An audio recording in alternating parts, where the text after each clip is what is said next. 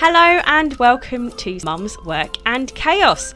We all know the saying, it takes a village to raise a child, but where is that village? Well, I started this podcast to help you find yours, and I'm joined by some amazing guests this season, talking about subjects such as fast fashion, menopause, sex education and teenage behaviour, just to name a few. So join me this season and I hope you enjoy this episode. Hello and welcome to this week's episode of Mum's Work and Chaos. Today I'm joined by the wonderful Jenna from Little Dreams Consulting, and this week we are talking all about sleep and starting school. So a lot of you will have got your places for primary school. Secondary school, I believe, is coming a bit later.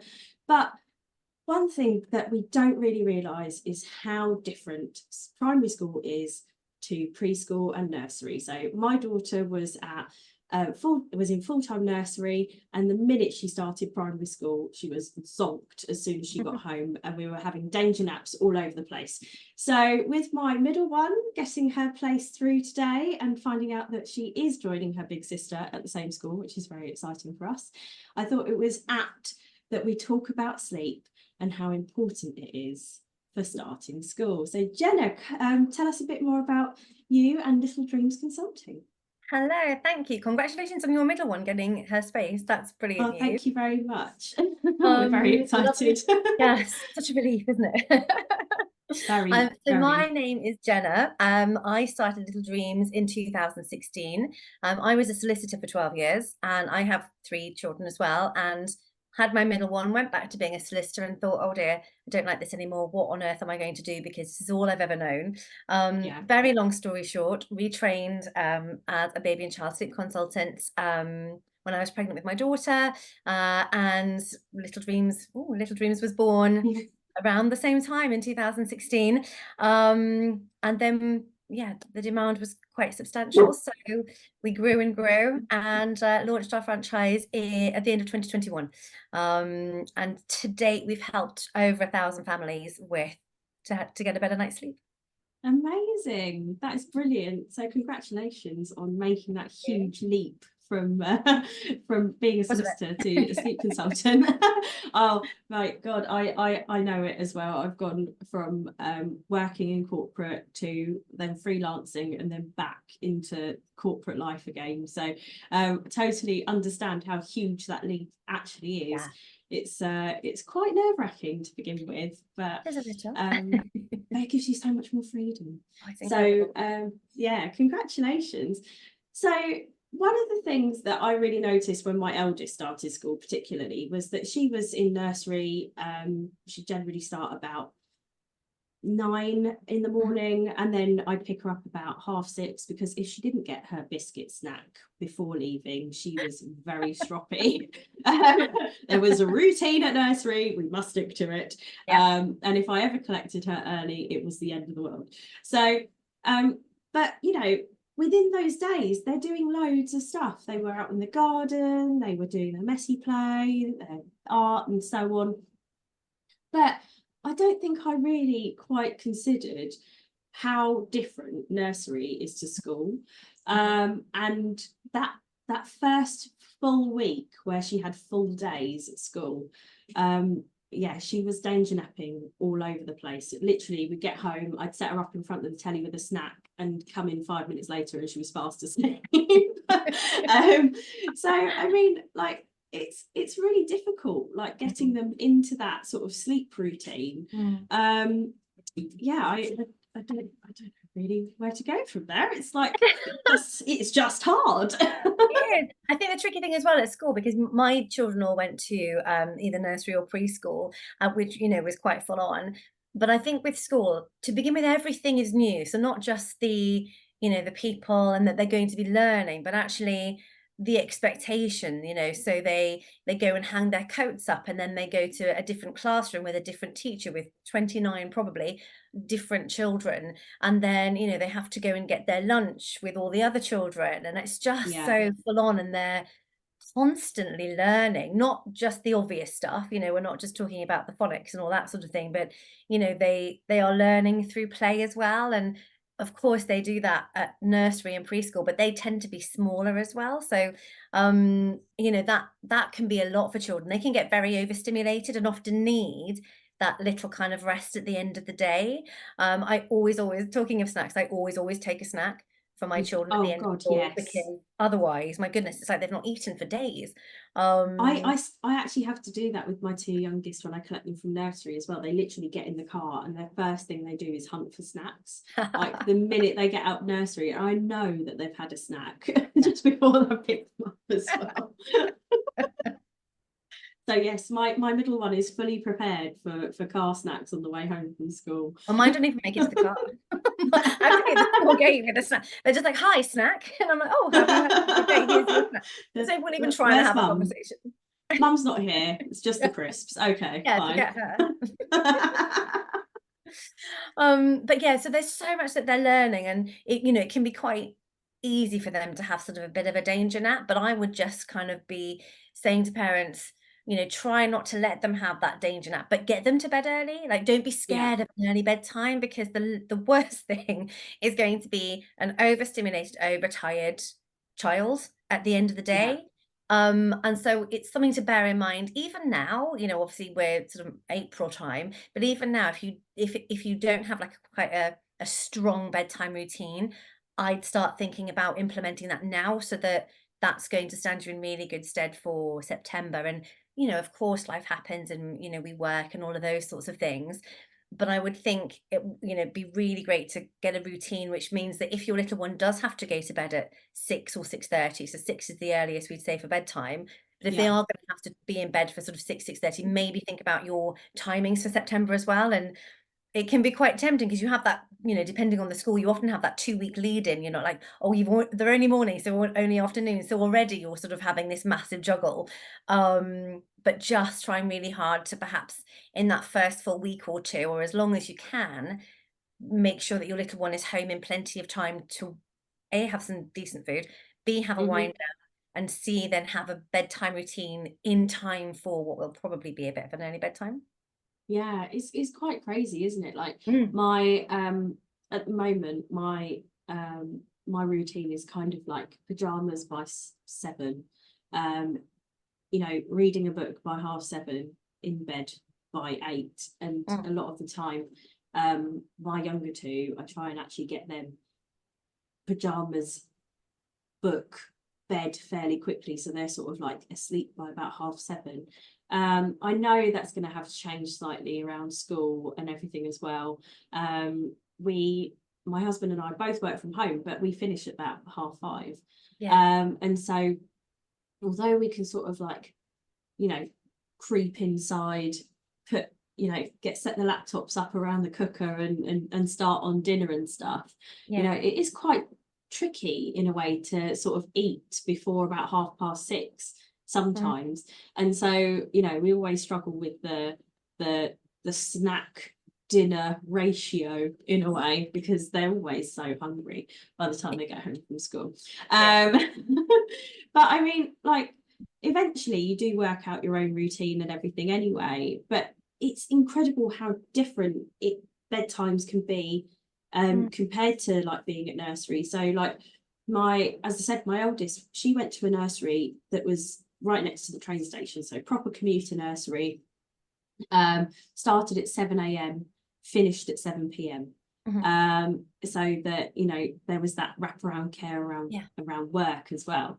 But the setting that my younger two are at starts at 8:30 and finishes at 5:30. So it's quite a different setup already. So I'm very intrigued to see how my middle one takes it when she does start school. The other thing that we did was, my eldest, she went to nursery up until the point of starting school. So we didn't have like a huge amount of time off between nursery and school, because, you know, nursery was part of her routine. That was what she knew. And so obviously we had a little break in the summer holidays, but, you know, she continued going to nursery until the end of August. And we're going to be doing that with our middle one as well. So they're full-time, not term time nursery goers. So, I mean, we find it difficult enough setting up activities and things for the eldest to do during the summer holidays. Now I've got 2 to do it with. But it's tricky when you work that sort of like normal full-time job, and you're trying to get that transition right as well. And also, I know you probably see a lot of this right now as well, with the clocks having changed, is the lighter evenings are making bedtimes a bit tricky too. So the minute school rolls round, I'm quite happy that schools come back in September, so that we can get back into that routine, and the nights are getting darker as well. What can be really nice, and we always suggest this as part of like the bedtime routine, especially for older children, is kind of not the traditional bedtime routine, although that's important as well, you know, the upstairs, putting pajamas on, that sort of thing, as you were saying, but a downstairs bedtime routine as well. So let's say that, you know, you've had your dinner and your little one, you know, you would then close the curtains and put a lamp on. So almost like a cozy winter's evening. You know, obviously it hides the fact that it's still like bright sunshine outside, but actually what we're trying to do is help your little one's melatonin, so the hormone of darkness. So biologically their body is starting to think, oh, okay, maybe we'll start thinking about winding down. And then they can do some, like, I don't know, playing with Lego or Duplo, or shredding pasta tubes onto pieces of string, some fine motor activities, and that can be some quite nice reconnection time as well with parents, because often, even when little ones have been at nursery, they've come home from, you know, school, which is completely brand new, and they're looking for that reconnection. And obviously, you know, if they've maybe come home and you're like, right, you're going to have to sit in front of a screen or whatever while I finish my work, or I'm laptoping at the cooker, like making sure that you've got some kind of one-to-one 15-20 minutes one-on-one play with your little one, and then a snack. So ideally not loads of snacks before, like a decent dinner, and then like a bedtime snack, things like bananas or cheese on toast, or a bowl of cereal, that kind of thing, and having that as like a nice bit of a snack, reconnection, bit of quiet playtime in this sort of dim room for like half an hour before you then go upstairs and do the bedtime routine proper that everyone thinks about, can be like a really nice, you know, A, way to reconnect, but B, to help your little one, like to calm little nervous systems, because they can be absolutely exhausted, like wired but tired, and that's like the trickiest type of little one to try and get to bed. I think that there's, I don't know how to put this, but I think sometimes as well parents have a bit of anxiety around how long to play with their kids, and they don't realise that their attention spans are actually quite short. And so you have this whole thing about you know, oh, we have to play, oh, if we start something it won't finish for God knows how long, and it will take forever, and blah blah blah. But one of the things that really helped me was 5 Minute Mums books, Daisy Upton's books, because they were all really quick activities. And literally the point of it being 5 Minute Mum was that they took 5 minutes to set up. And a lot of them involve like random stuff that you have around the house anyway, like post-it notes and things like that. And so they were actually really easy to do. And we used them a lot during lockdown when I was homeschooling my eldest. She was in reception when we went back into lockdown, which was really fun for me. Had her reception, and then had my now middle one, who was born in the April of 2020. So like a month into lockdown she was born. And so when we went into that second lockdown that took us right through Christmas into you know, spring, she was like 10 months old by the time we came out, walking and generally destroying all of our homeschool stuff. But the 5 minute activities were a really fun way of engaging with her. And you know, although we did do the worksheets, we did a shit ton of worksheets, the amount of trees we probably got rid of doing all the worksheets from school, I found like in Daisy's books there were a lot of things that we could do that equated to the tasks that we'd been set anyway. And it just made it a bit more fun because we were playing a game, not filling out a worksheet. And we took a load of walks as well. So like we'd just head to the woods and we'd do like counting sticks, counting trees, counting leaves. Oh, what can we see in the river, and all of that sort of stuff, which was so much more fun. And it got her asking sort of more scientific questions as well, like how's rain made and all of that sort of stuff, which was really great. But one thing I did notice was if we'd been stuck in the house all day, just taking the dog for a quick walk around the block after dinner and before bedtime, getting that little bit of fresh air as well, kind of helped with her settling down, because if she felt really cooped up, it could make it worse, like going to bed. And so we utilised the garden a lot during lockdown as well, because again, getting out on the swing or the trampoline for a minute as well kind of helped burn off some of that extra energy. And then we could sort of migrate inside and start that bedtime routine as well. I think that's so important in relation to sleep is, A, outside time, because the daylight is the biggest regulator of our circadian rhythms, and B, just getting out the wriggles. But I think one thing that, especially when little ones sort of move up from reception, that surprises parents, I guess, is how little children actually are outside and playing. Obviously they have playtime and that sort of thing, but also they are inside. So, even considering if your little one can cope with it, not necessarily when they've just started reception, but maybe going to the park after school or that sort of thing. And, we always talk about getting the wriggles out before bed. So even before this sort of, cozy winter's evening, you can do a bit of, we talk about the Relaxed Kids website being really helpful, and, kind of, they call it rough housing. So I'm not saying that everyone should get into a fight, but just having a bit of, play that gets out the wriggles and is really, really important. Even if we're not in lockdown, you want to kind of make sure that all your children's energy is expended before they start trying to wind them down for bed. Yeah, it's quite tricky, isn't it? Like my eldest, we found out in December, has ADHD.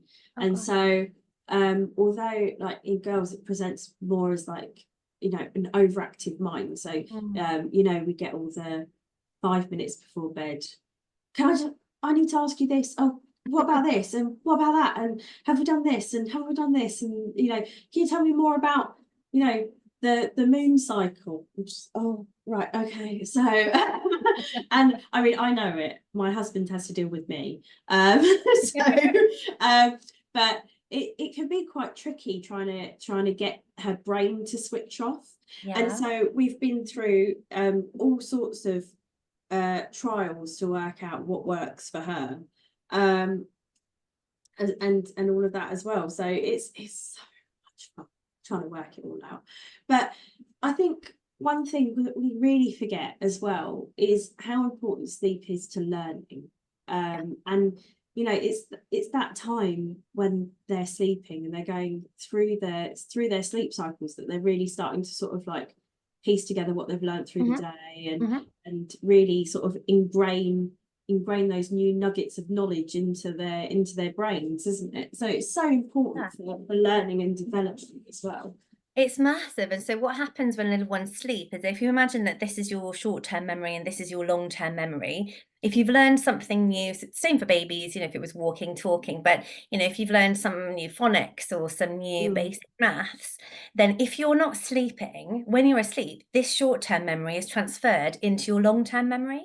So that kind of stores it away in your brain. But if you're not having the right sleep at the right time, then all that happens is that this short-term memory either gets full, so nothing else can go in it, or the memories sort of dissipate because it doesn't get transferred into that long-term memory. So that's why, as one of the basics for school, sleep is so, so important, because the things that your little one is learning in the day is not going to get transferred into their long-term memory. It's not going to become a core memory for them, unless they're sleeping well. there was a study actually in 2017, Panorama did it, and they looked at, it was school-aged children, primary school-aged children, and they got them to have 1 hour more of sleep per night for a week. And what they found is that the results of their problem-solving ability increased by 66%. Wow. Their memory increased by 57%, and their attention and focus increased by 44%, which is like insane. That's just an hour per night extra for a week, and that had that massive impact. So, you know, that just shows at the very core of it how important sleep is for starting school. Yeah, exactly. Like, as you know, as I mentioned with my oldest having ADHD, like one of the things that we do that, you know, is really important to her is her sleep. And so even though she's turning 8 in April, you know, we've kept her bedtime the same throughout, from sort of reception all the way through.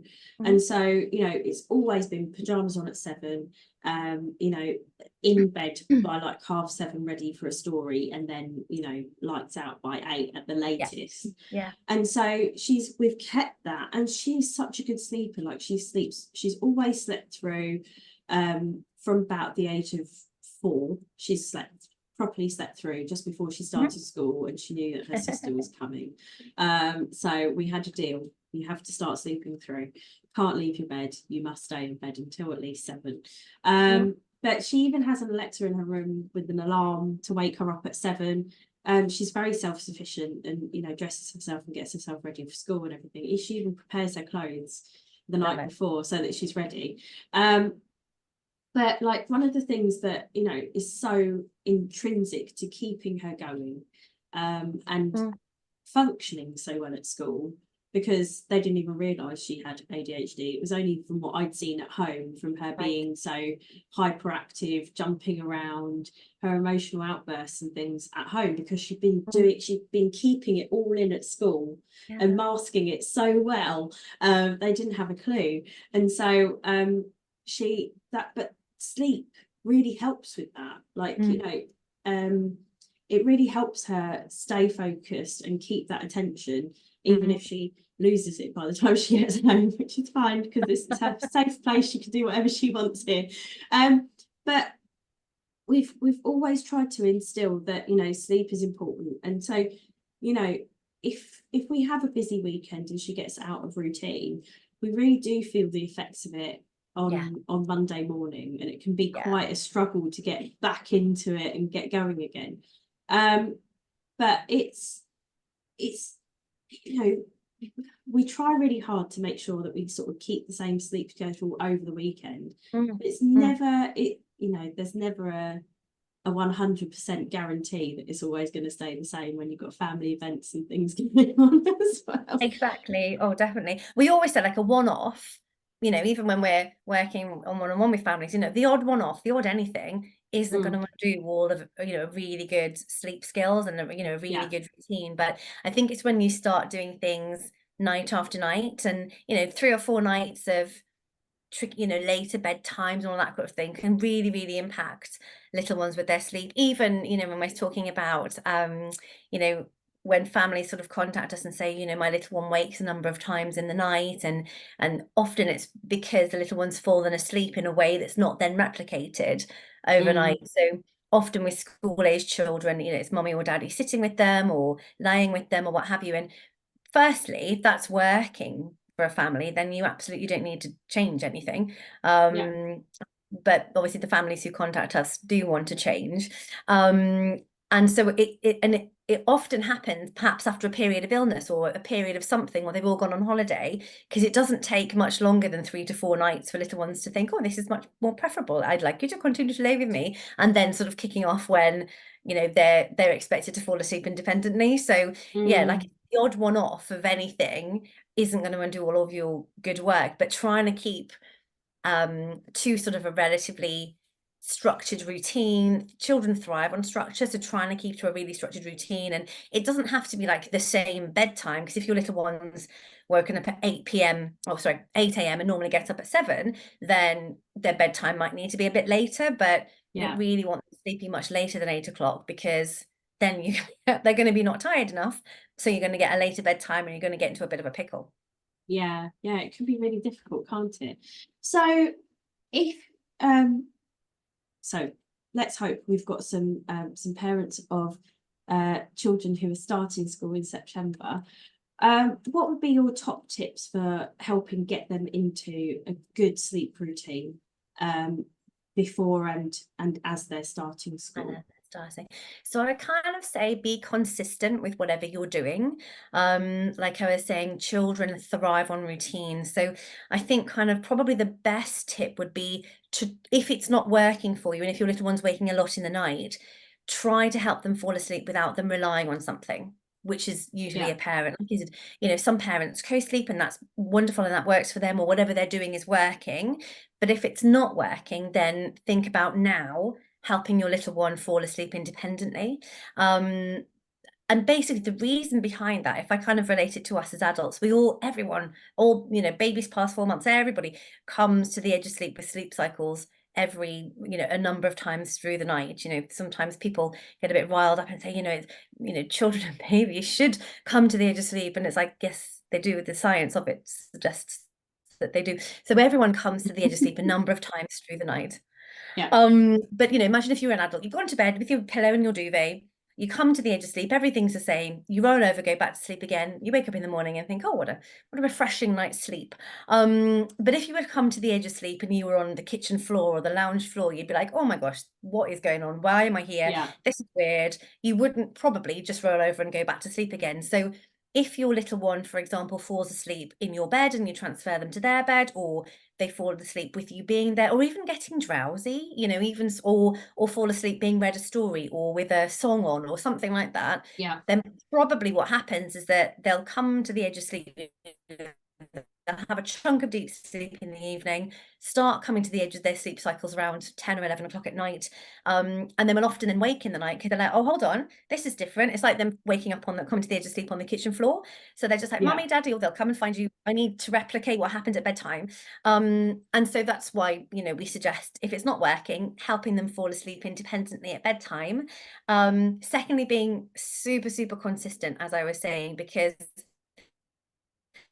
little ones really thrive on routines. So ideally, we'd like bedtime routines to be very similar. We'd like bedtimes, awake windows to be very similar. We'd like responses to children and however they're responding to be quite similar. So, they thrive on routines. So consistency is really, really important. And I think it's important to say at this point that when we work with children one-on-one who are older, and we don't do cry it out anyway, but if anyone's thinking, oh, I wonder if I could just leave my little one, that sort of thing, cry it out. It's not going to work with your school age child. Like, it's just going to be really horrific for everybody, and it's not going to be okay. So, if you're looking at helping your little one fall asleep independently, being consistent with it, but you're going to have to support them through it. So it's not something that you can kind of do quickly. It's going to be, it's going to take 3 to 4 weeks. And then my 3 tips, wasn't it? So I would say don't be scared of an early bedtime is probably the third one. If your little one is absolutely shattered after they finished school, then try and get some decent food into them. Depends what they have for lunch, but try and have it all ready. This is all ideal scenario. I completely get everyone works and what have you, but in an ideal world, we'll try and have something ready that you can just shove in the microwave, give it to them, that's easy food that that they're like, and then sort of start having this sort of quiet time, play, bit of a snack, and then bedtime routine. But don't be scared about getting them to bed before 7, even as early as sort of 6:15, if they're absolutely shattered. Yeah, brilliant. Thank you so much, Jenna, for coming on and talking to me about sleep. It's incredible how important it is to us and our development. I really hope that this was really useful to our listeners. I will be sharing this on our Instagram. So if you did find this episode really useful and you want to share it with anyone else, do copy the link, send it on. And also, I'll be doing some more work in my Facebook community around starting school. So if you do have any questions about your little one starting school, or you want to ask any of our experts in the Facebook community, please do join. I'll pop the link in the podcast notes so that you can click through and join us there. Look forward to speaking to you next week. If you enjoyed this episode of Mum's Work and Chaos, please make sure to subscribe on whatever podcasting channel you're listening on at the moment. Or if you'd like to get involved, feel free to email me at mumsworkandchaos@gmail.com or follow us on Instagram at mumsworkandchaos. See you then.